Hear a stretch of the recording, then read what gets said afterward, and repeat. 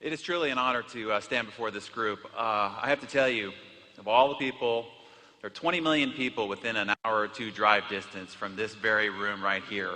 But of all the people who could have and probably should have showed up, only you, the self-selected, bold entrepreneurs of our time, chose to get out of bed, and some of you to get on a plane, pack a bag, go through the expense and energy to show up in this very room. I first want to start by commending you for being the leaders of tomorrow.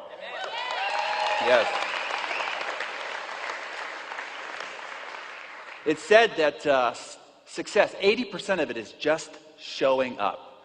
So while other people outside this room are wringing their hands, fretting about the economy, only worried about putting a rear end in their recliner today, you showed up to be here. And so my job is to get you the other 20% of the way so that you can get 100% to the ideas, strategies, and information you need to accomplish your dreams, goals, and ambitions within this business as well as within your life.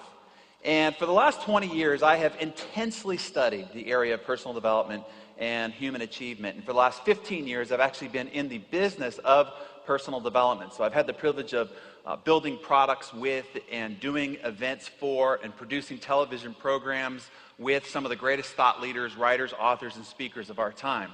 And if you read Success Magazine, I get a chance to sit down one-on-one with some of today's greatest and most celebrated achievers. And so you can say that on this stage here today is not just me, but it's also Richard Branson and Donald Trump and Dr. Oz and Susie Orman and John Maxwell and the rest, because they've deposited their ideas. I've had a chance to sit down and probe them to pull out the very best ideas that they have to become successful. And so all of their ideas are going to be presented to you here this morning. Here's my big, hairy, audacious goal.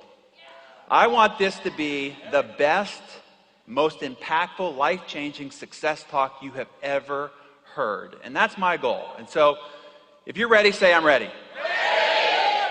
You are ready. All right, so here's what we want to accomplish. I want to discuss what separates those that are on the cover of Success Magazine from everybody else. What's the difference? What do they do? I mean, we all have 24/7, right? We were all born, scared and naked. And then whatever we did thereafter either put you on the cover of Success Magazine, made you wealthy, or maybe you struggle and live paycheck to paycheck. What's the difference between those 2 points? I'm going to give you it because there's one answer, and I think it's the foundation, the fundamental foundation to which all success then is built upon. So I want to give you that one ingredient that separates ordinary from the extraordinary, and what I call the X factor.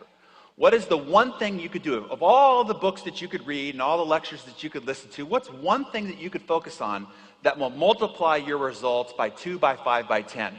So if you're earning $50,000 a year or you're earning $100,000 a year right now, what will multiply that times 2, times 5, times 10? If you have a great relationship, what will bolster that relationship by 2, by 5, by 10? If you think you're a good parent right now, what will make you an even better parent by 2, by 5, by 10? I'm going to give you what that one ingredient is. Of all the things that I've studied and the people that I have probed, this is that one factor. So let's start with what it is not. I want to clear up all the excuses people make for why they're not doing better in life right now. Because I'll guarantee you this, outside this room, there are thousands of people who came from worse families than yours, had worse parents than yours, more dysfunction than yours. They have less education than you have. They have less social connections and status than you have. Hey, they're even uglier than you. But they are worth 10 times the amount of money you're worth right now. Why is that? If it's not age, race, creed, color, gender, education, what family you're from, who you know, if none of those are the variables that determine success versus struggle, then what is it? Let's make this a little bit more intimate. Right here in this very organization, there are people in this room that are of varying income levels. The same opportunity, but varying income levels. Why is that? Well, it must be one of a few variables. So let's dissect those. One, it could be the company. So does Ryan Blair, does he have different company policies and procedures for Hispanics versus Caucasians? Are you sure? No? Well, then it must be the products, right? Blake shipped different products into rich neighborhoods versus poor neighborhoods. Same products? Well, then it can't be the products. Well, let's talk about the compensation plan. It's that Nick, right? Nick has a different commission plan for white people versus black people, right? Women versus men? Christians versus Protestants, or Protestants versus Catholics, or Republicans versus Democrats? See, this is the great equal opportunity employer. No matter who you are, where you've come from, where you're at today, your age, your race, your education level, everybody has exactly the same opportunity. So if none of those are the variables, what is? It's you.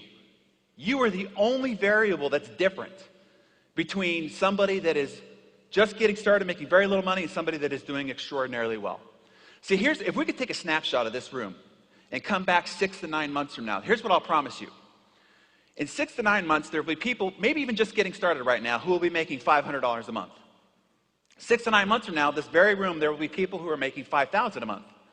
And I'll guarantee you, there will be people 6 to 9 months from now who could be making 10 times $5,000 a month. Same room, same opportunity, same time and place. What's the difference? The difference is you.